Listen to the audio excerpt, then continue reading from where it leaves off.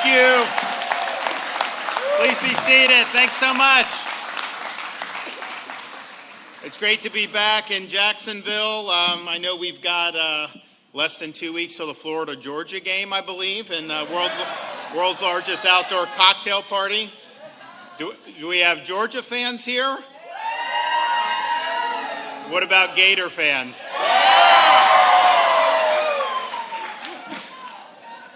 Look, I'm proud to root for all Florida teams. I'm not sure I'd put my money on the Gators on this one, but you never know, right?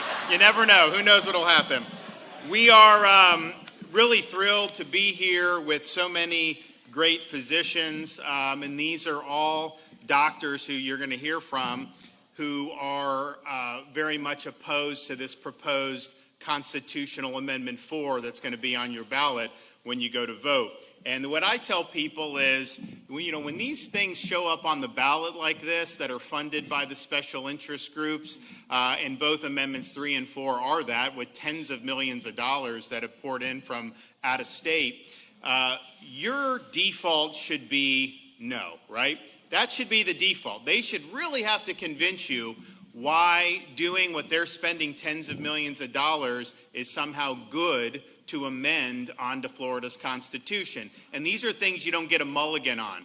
Once it's in the Constitution, there really is no going back. I mean, practically speaking, you're not going to be able to fix any problems that will inevitably come out when you have these types of things. And so just seeing it from that perspective, just as a voter, I'm always very skeptical when they're trying to shove this stuff down your throat, spending all this money, telling you all this. And so that's just generally speaking how you do it. Amendment 4 should be even more cause for skepticism, because if you read it, they don't define any of the terms that they're using in the amendment. And that's by design. Because if you think about it, if you're going to do we should all agree on what the hell we're voting on, and nobody can agree on what you're voting on.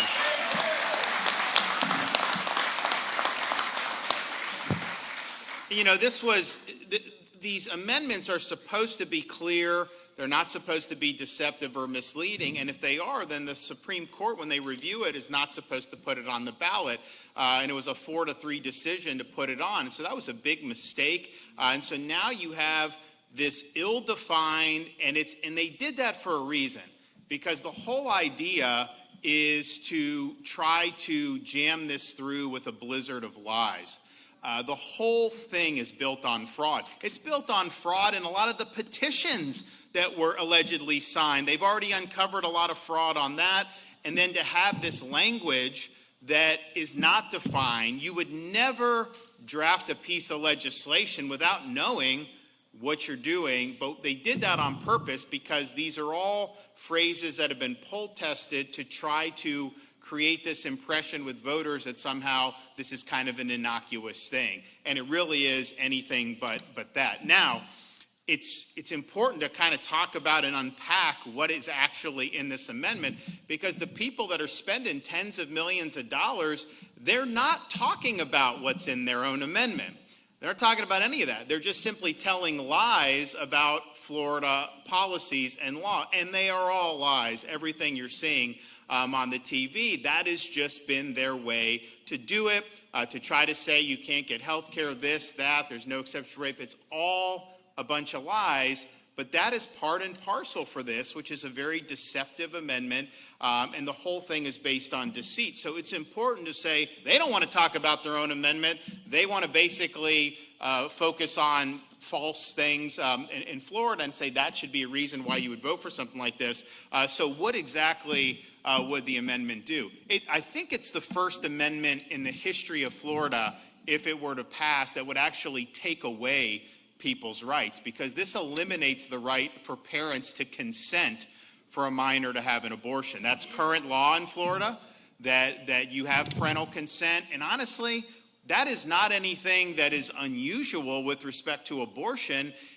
You can't prescribe, if you're a physician, you can't prescribe a Tylenol to a minor without the parent's consent. Anything that you would do, you would need the parent's consent. And I think most parents, that's how it should be. If a parent finds out they're getting stuff done without even knowing or consenting, that's not acceptable. Now, there's bait and switch on this provision too, because what it says on the ballot was there's nothing in the amendment that will prohibit notification of parents about a minor having an abortion.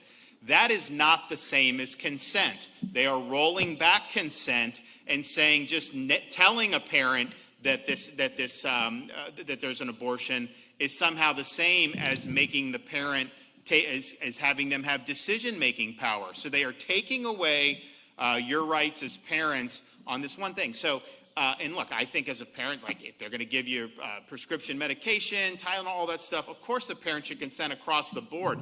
How is it appropriate that you would take parental consent away from abortion, which is a very serious thing to be happening, and take that away from parents? And so that is wrong, but it takes away rights of parents. And in Florida, we've worked hard to support the rights of parents across the board, on education, on all these different things that are so important. So there is a bait and switch on the way it was written. Notification is not consent, and you will absolutely have minors that undergo abortion without the parents consenting to it if this amendment passes, and that obviously is not good for parents.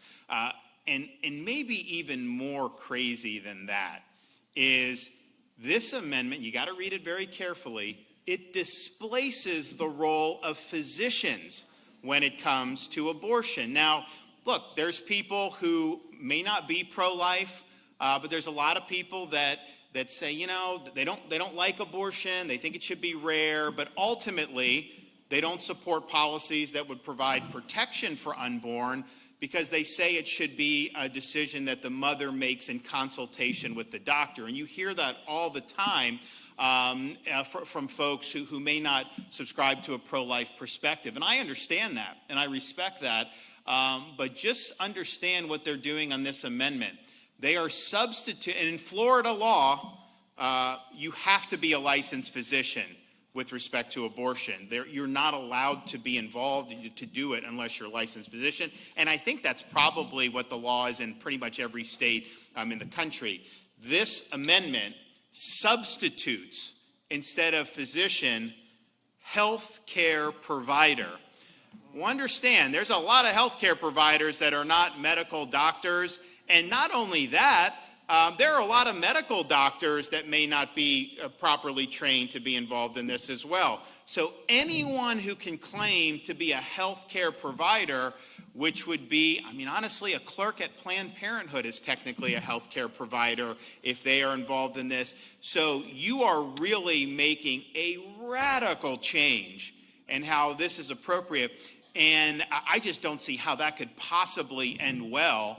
And what will happen with this, and why this is especially dangerous for Florida, is, you know, we live in a part of the country in the Southeast which generally has pro-life legislation and pro-life protections in place.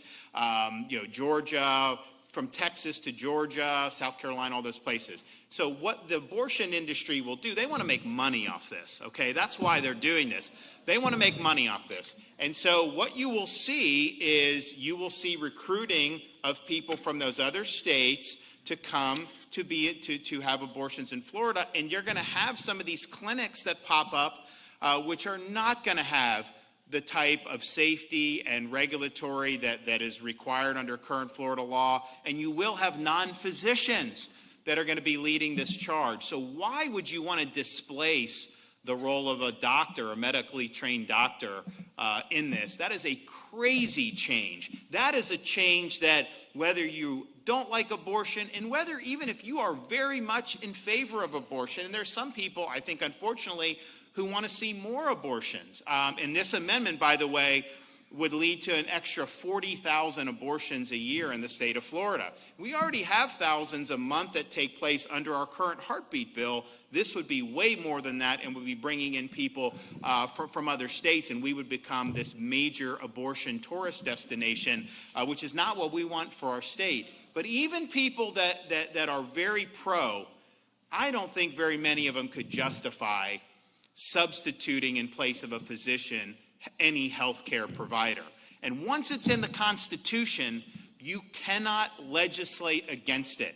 I hear some people talk about some of these amendments. Oh, the legislature will fix it. First of all, I mean, do you want to honestly think that's going to happen? That's not the way typically these things work, but you can't legislate against it. So anybody who claims to be a healthcare provider would be able to cite this provision in the Constitution, if it passes, and say that they are empowered to not just to do abortion. Under this amendment, they can green light an abortion up to the moment of birth, according to this. That is just nuts. And I think most people think it's nuts. Now, if you read the amendment and you're filling out your ballot, you just see that may not be something that immediately springs to mind, but that is a radical departure from anything anyone has ever thought appropriate on the pro-life side, on the abortion side. Nobody has thought that displacing physicians is a good thing to do. The other thing this amendment would ultimately lead to is a hit against taxpayers. Doesn't say anything about tax dollars per se in the amendment, but what happened in Michigan, the same groups that passed a somewhat similar amendment there, after it was enacted, they went into court and they sued and said it violates the Constitution not to have taxpayers funding it, therefore they're entitled to have taxpayers fund the abortions. And you know what? Those groups will do the exact same thing here in the state of Florida. And all they got to do is find a left-wing judge to agree with them. So that will happen.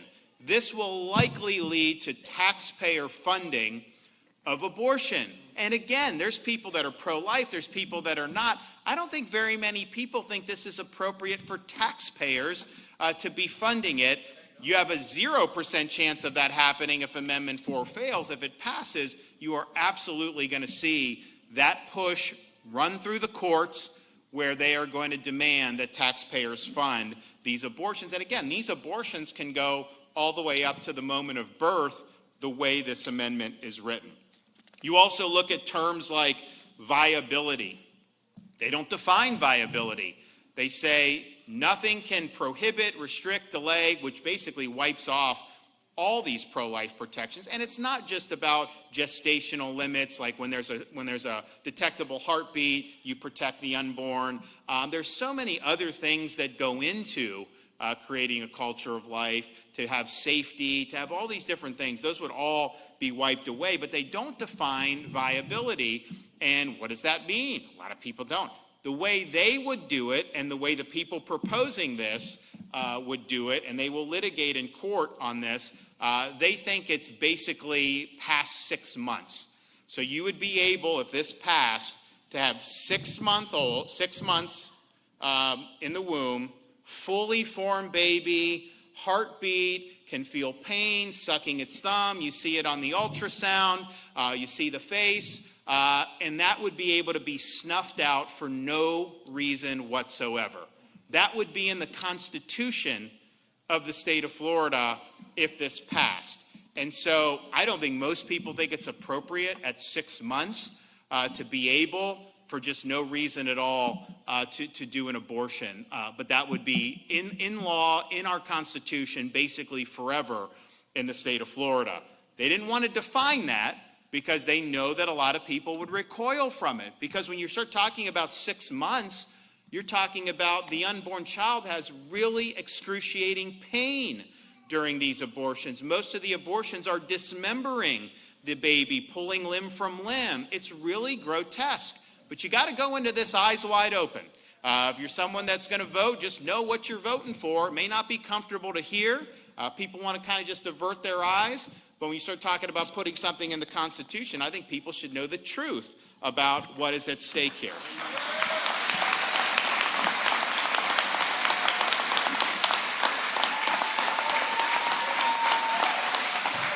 Now, it's important to flag this issue of viability.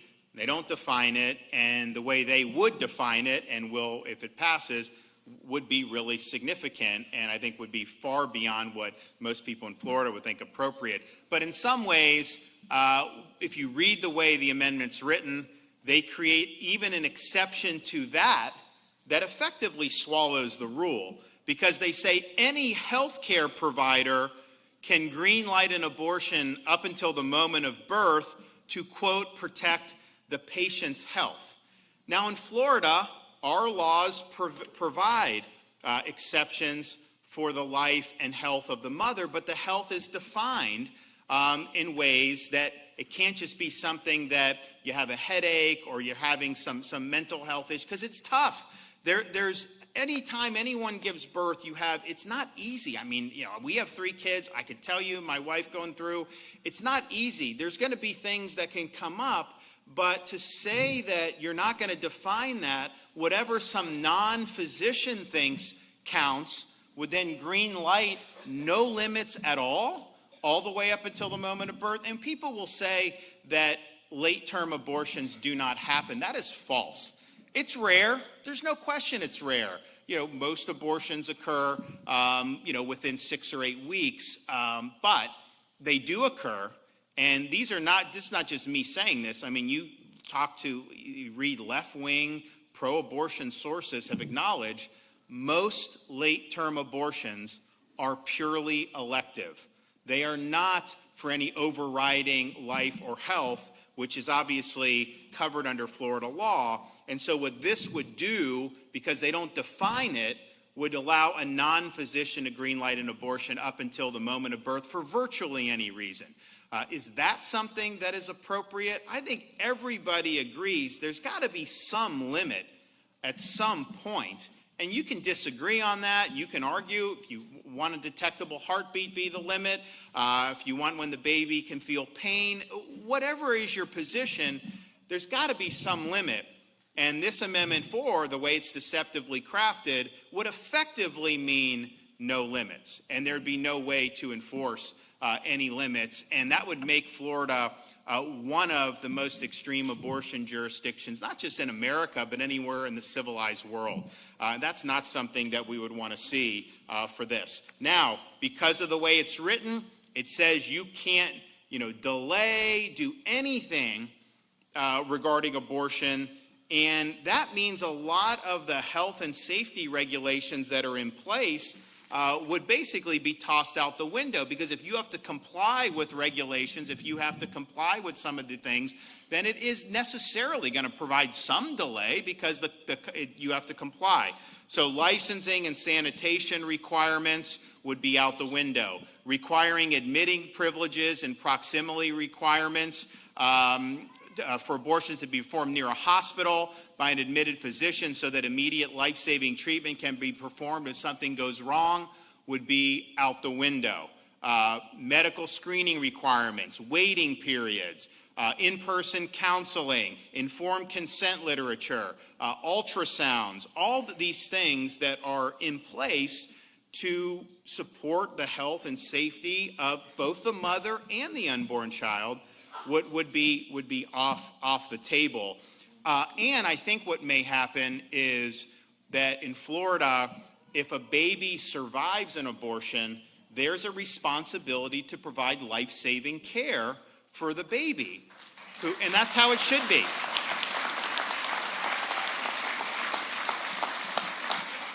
It's unclear whether that would still be the case if Amendment 4 passes. What I can tell you, and you see it with Waltz in Minnesota, they had law in place that said if a baby survives an abortion attempt and is born alive, you have to provide life-saving treatment, as you would normally, right? He signed legislation repealing that so that there is no duty to care for a baby that survives a botched abortion attempt. And I know people that have survived abortion attempts. They've lived to talk about it. To just say you're not going to do anything. So it's really, really nuts that we would even be having that discussion. So that is what you're looking at. You're looking at something that in many ways, regardless of your position on right to life, is just really, really bad policy. And it's doubly bad to put that in a constitution which you're never going to be able to change as a result of that. And again, these things are permanent, and they override any statutes. So if it says healthcare provider instead of a physician, the legislature can't then turn around and say, well, actually, you have to be board certified, you have to be this. You can't do it.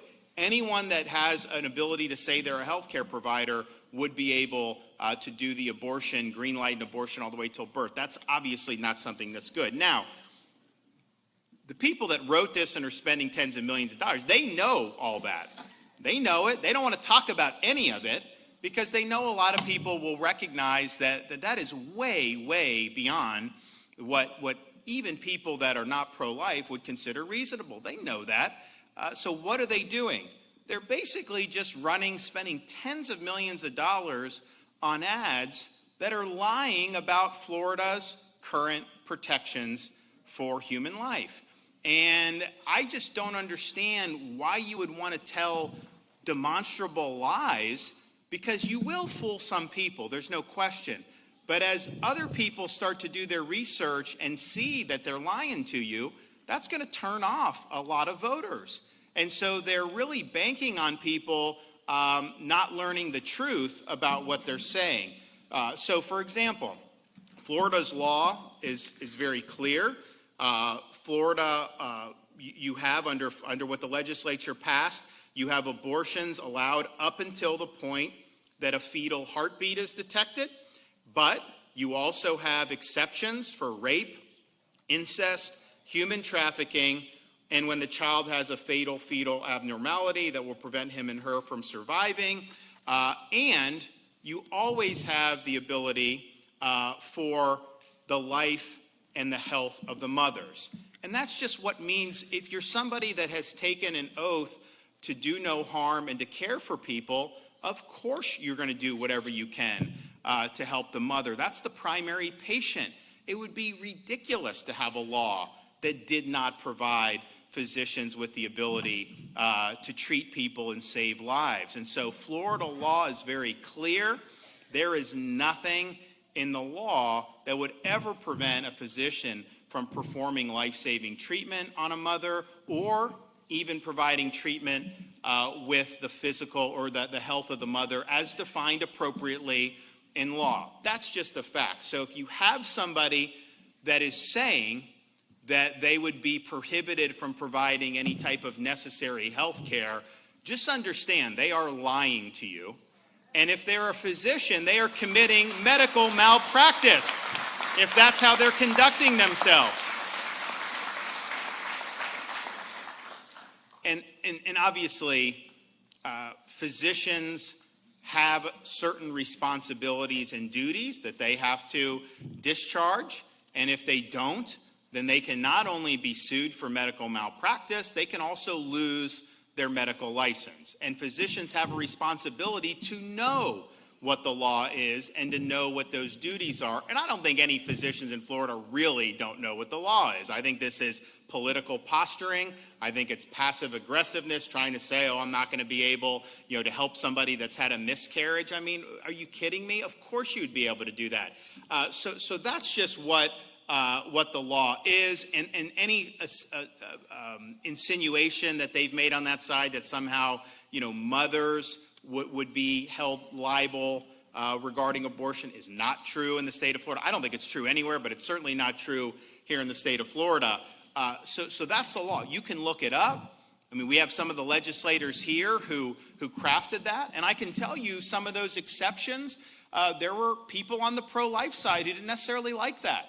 This was a prudential judgment they made about trying to protect life as best that they could, in the current circumstances. And so that's what they did. So everybody's known that. That's been true now for a long time. So what does it say about folks that are arguing that Florida law does all those things that it does not do? That's your whole campaign?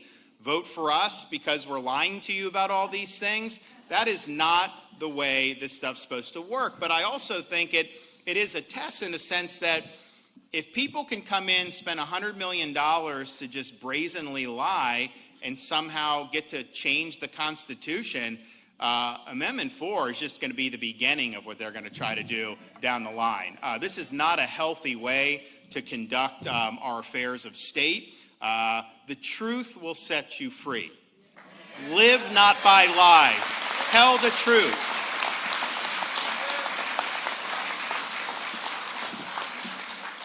And I'm happy that we have a lot of physicians who are willing to tell the truth about this. You're going to hear from a number of them right now. It's important to just be honest, and we should have honest debates about things. There's anything the legislature does is always up for debate. You can elect new people, you can change on any policy you want. That's what it means to live under a constitutional republic. But to have a blizzard of lies just stand unrebutted is unacceptable. And so you got to tell the truth. We're happy to do what we can do to tell the truth. But I think when you hear from some of the physicians, they're going to tell the truth about what this particular proposed Amendment 4 would mean. And remember, the default should always be on these amendments, no, especially when they're funded by the special interest. Make sure they convince you that this is something that should permanently be a part of the state of Florida forever. And I think most people do not want to strip parents of their rights forever. Most people do not want to displace physicians in favor of any, quote, healthcare provider. And most people think there needs to be some limits on when abortions can take place. And so if you believe that, then it's obvious that you should vote no on Amendment 4. Okay, we're going to hear from some of our folks. So we have Kathy Alman. Dr. Altman, go ahead.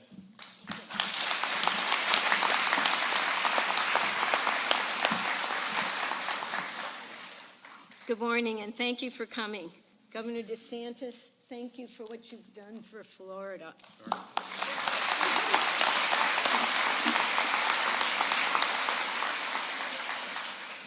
My name is Dr. Kathy Alman. I'm a board-certified OBGYN from Orange Park, Florida, with over 35 years of experience. I believed that abortion was a woman's right, so I performed first trimester D&C with suction abortions and also second trimester D&E or dismemberment abortions to help women. If the baby was wanted, I called her a baby. If not, I called her a fetus or embryo.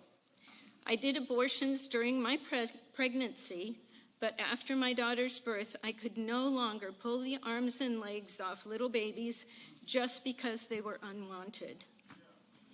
My opinion also changed as I saw young women in my practice do well after keeping their unplanned pregnancies, as opposed to women who were struggling with the physical and emotional consequences of abortion. Proponents of Amendment 4 keep saying that abortion is safe and effective and that the abortion pill is safer than Viagra or Tylenol. But that's easy to say when only 28 states report abortion complications to the CDC, and 4 states, including California, one of the biggest abortion providers, do not report any abortion data to the CDC. As the lead author on the paper, Deaths and Severe Adverse Events After the Use of Mifepristone as an Abortifacient from September 2000 to February 2019, I understand the severity of the complications from the abortion pill. We found that the reporting of complications abruptly stopped once the FDA stopped requiring prescribers to report abortion pill complications other than death. Studies from Finland, where meticulous records are kept, report much higher complication rates than those quoted by abortion advocates. They also documented that 38.5% of medication abortions in the second trimester required surgical completion. It's important for you to hear the complications from abortion.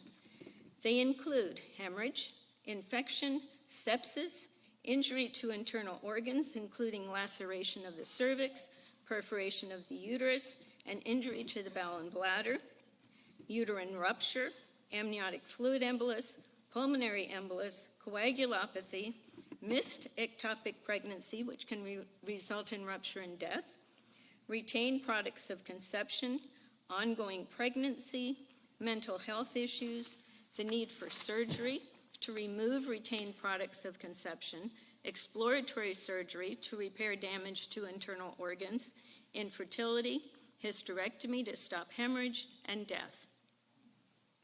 We saw many of these complications in our emergency department, including a patient who came in with her small bowel hanging from her vagina after her uterus was perforated.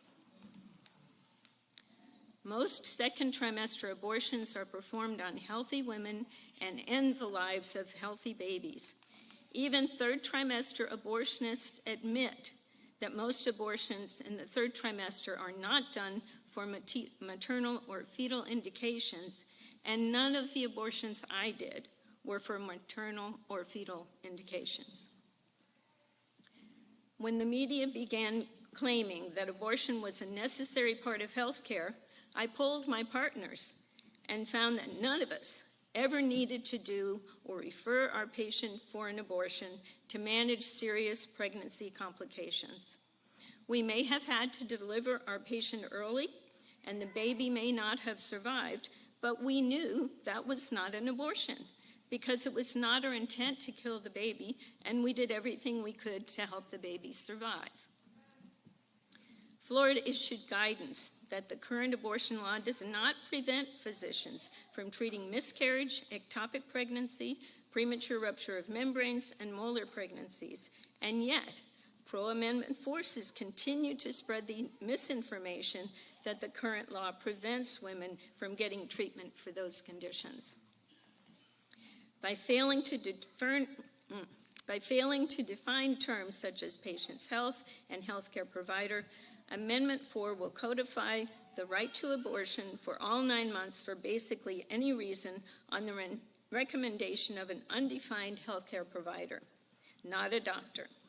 It will eliminate all laws protecting women undergoing abortion, including necessary safety regulations and the requirement that abortions be performed by physicians. It will also eliminate parental consent. States with similar amendments have been sued to provide taxpayer-funded abortions. Is this what we want for Florida? No. Those unhappy with our current abortion law need to work with our elected officials to change it. Trying to change our law using this irreversible, extreme constitutional amendment is like using a chainsaw to remove an appendix. The unintended consequences will be catastrophic. Whether you are pro-life or pro-choice, vote no on Amendment 4.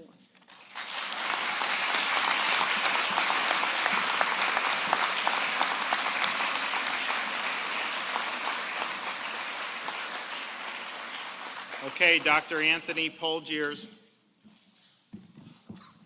Thank you, Governor. Thank you for everybody for being here. I am Anthony Polgiers.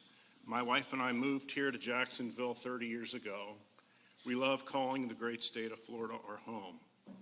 I am a husband, a father, a grandfather, and a board-certified pediatrician and board-certified pediatric emergency medicine specialist.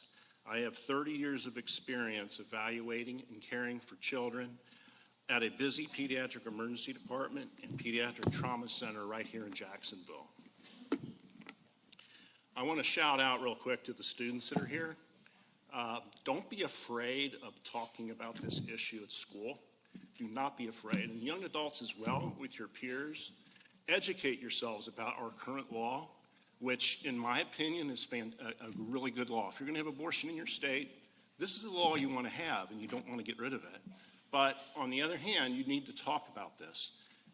In 1972-73, I was in 5th grade. We debated Roe v. Wade in 5th grade. We were 5th grade students debating Roe v. Wade. So, I encourage you, bring it up to your teachers, encourage your fellow students to talk about this issue. For some reason, we have a veil that we've kind of placed over abortion, and we need to talk about it. We need to talk about it, and especially when it comes to this amendment. We're going into the home stretch here, and we need to really unveil what this amendment means. So I can tell you from personal experience that every day thousands of children are evaluated and treated in emergency departments across Florida. Countless more are having life-saving surgical and/or medical procedures. In all of these cases, informed decisions are being made by parents in conjunction with the child's physician as to what is the best course of action in the care of their child. Parental consent is obtained prior to moving forward with any evaluation or care or procedure on a minor.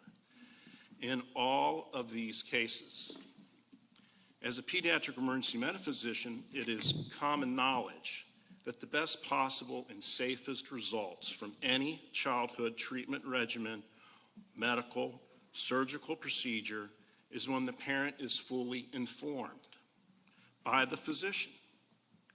And when that parent is actively involved and is fully aware of any and all complications from that procedure or treatment regimen, especially complications. After all, it's the parents who are the ones who will be caring for their child in their home at the conclusion of these procedures. And when you think about it, it just makes sense. I mean, it's just common sense. To do anything else, we call it bad medicine. If Amendment 4 passes, there is one procedure that will no longer have questions from or require input from a parent. No longer require parental informed consent. No longer require a parent to listen to the pros and cons. No longer will a parent be sitting down with the physician prior to proceeding with this procedure to determine what is in the best interest of their minor daughter.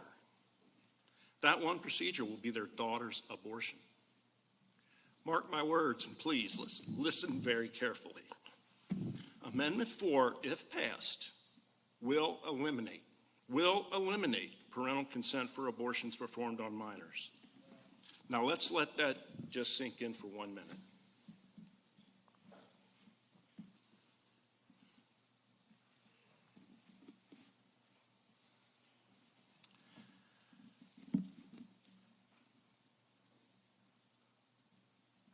No matter what you're hearing or reading in the media, on TV, on radio, on social media, parental consent for abortions on minors will be eliminated if Amendment 4 passes. This is one of many reasons that it is in the best interest of Florida's children, our grandchildren, and all of Florida's women to vote no on Amendment 4. Thank you for your time.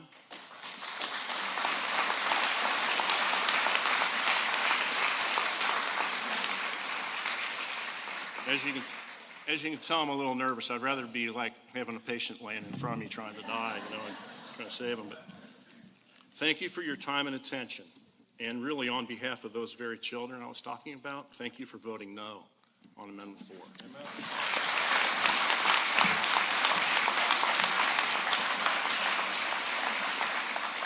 All right, Dr. Angeli Akey. Can we just stop and stand up and give Governor DeSantis a round of applause for telling the truth on this important issue?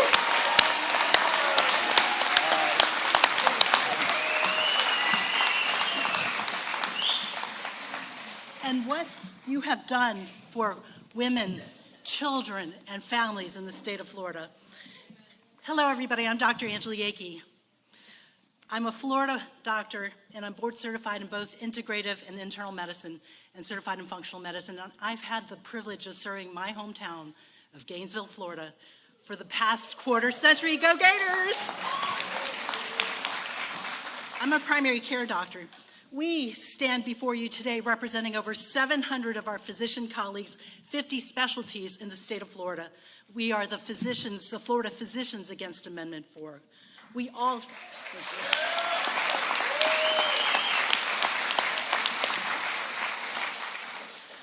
all share grave concerns over this proposed constitutional amendment and the dangers it presents to our women, children, and families, and want to make sure the public, you, the public, is aware of these dangers and make an informed decision when you cast your vote.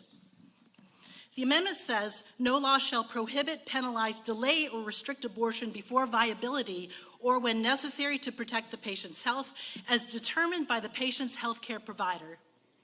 That's it. This short amendment is downright dangerous for women. It's the proverbial wolf in sheep's clothing. I sent out an email to all my patients, the 3,500 patients I serve, as to the reasons why I thought Amendment 4 was bad and invited everyone to a town hall to have a discussion about it.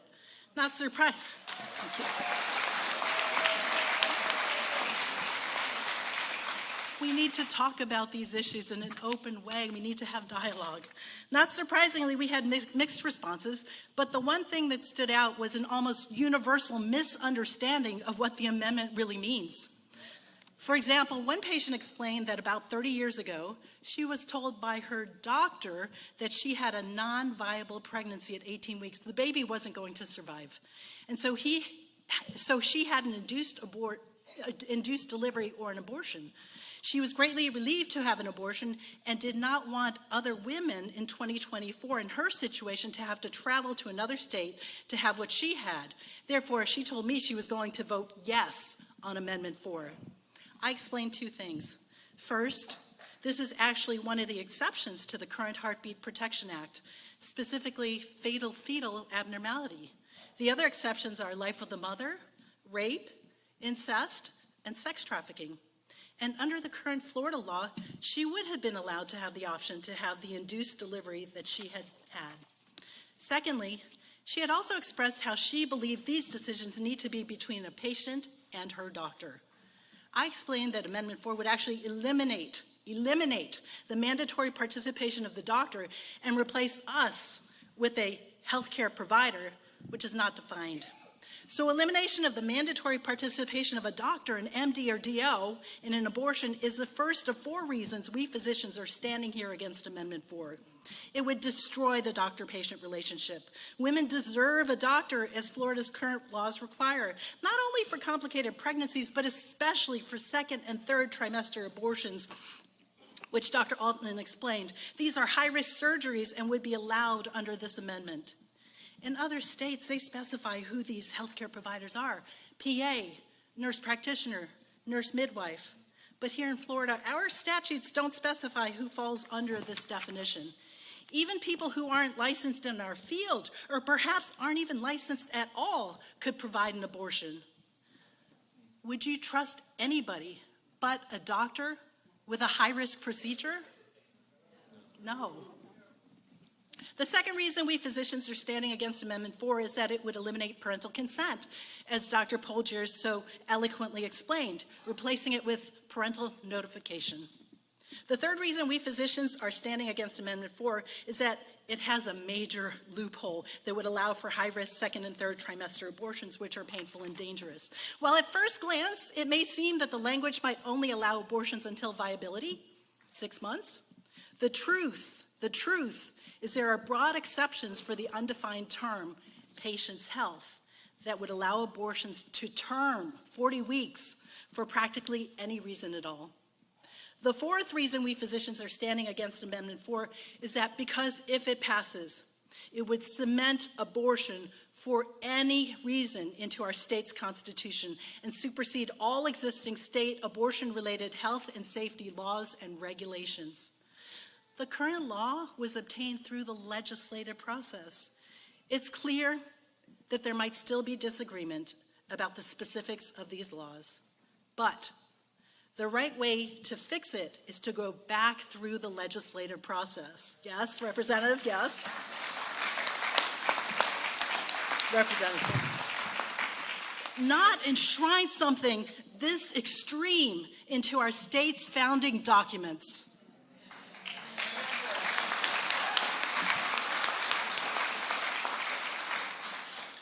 Finally, the Michigan constitutional amendment passed in 2022 and is very similar to the one proposed here in Florida. The lawyers are now suing the state to have taxpayer-funded abortions, as Governor DeSantis said. In summary, we physicians and the 7 other physicians who signed the declaration against Amendment 4 stand before you against Amendment 4 because it is dangerous for women, it's dangerous for children, It's dangerous for families. And it's downright dangerous for Florida.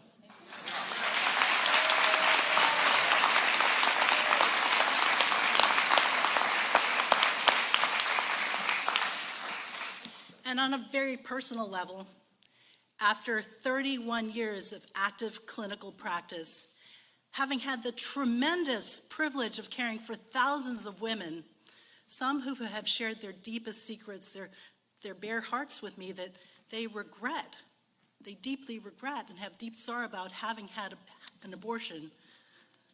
I have never had one woman regret having kept her baby.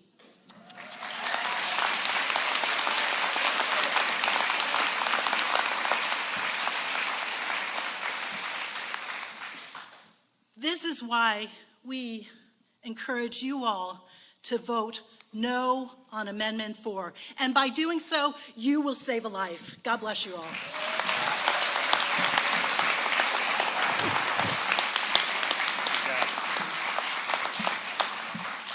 Okay, now Dr. Rebecca Peck.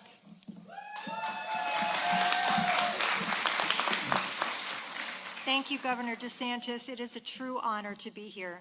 My name is Dr. Rebecca Peck, and I'm a board-certified family physician in active practice who has cared for thousands of Florida women over the past 25 years.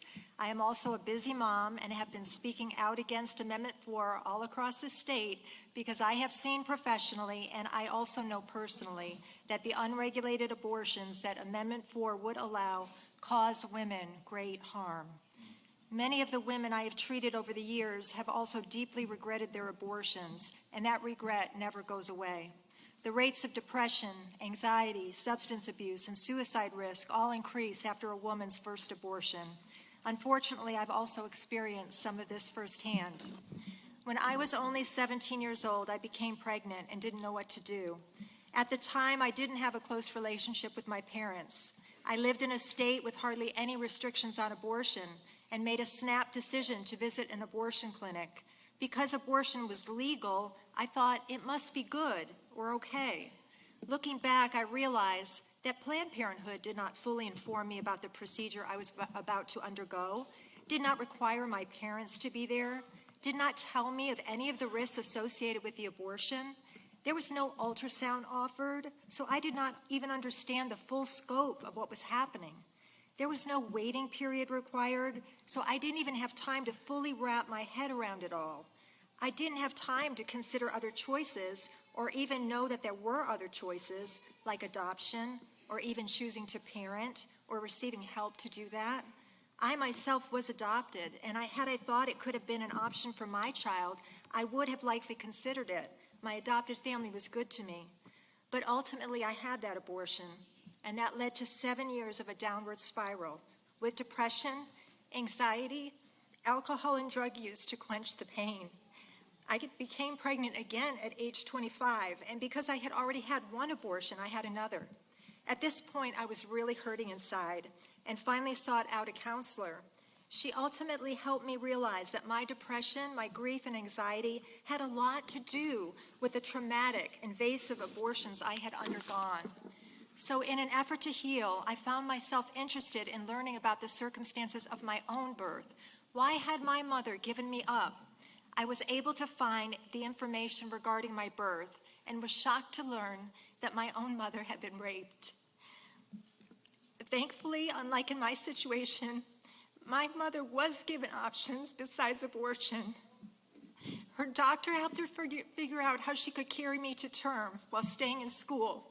Now, years later, her story has helped me realize that there could have been a different and better path for me when I was pregnant and felt alone. This knowledge haunts me even today. It's why I'm here. This is one of the reasons that I became a physician, to help women consider all of their options when faced with an unplanned pregnancy. It has been an honor to help women navigate this difficult time in their lives and to use updated technology and medicine to save both mothers and children. I am even part of a network of physicians who can reverse the effects of the dangerous chemical abortions by pill if a mother decides she doesn't want to go through with it. This actually happens.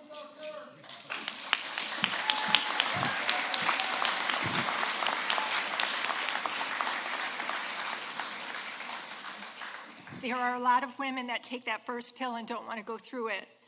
And I recently helped a mom who called me on Mother's Day for the progesterone protocol to reverse her chemical abortion, and her son was born on Christmas Day.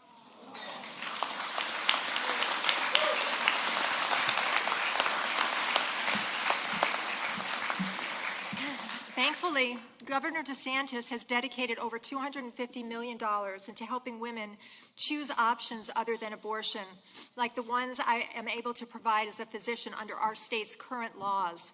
And speaking of the current law, as the other speakers have said, no matter what you may be hearing from activists on TV about Amendment 4, Florida's current laws have exceptions for abortion when women have been raped, are victims of incest or sex trafficking, or whose life is threatened during their pregnancy.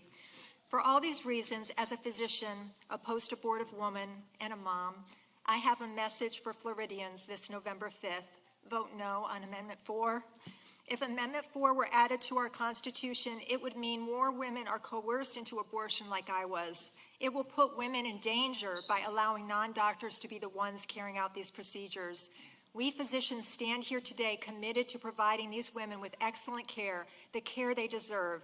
Amendment 4 is not health care. It won't be good for women, and it won't be good for Florida. Thank you very much.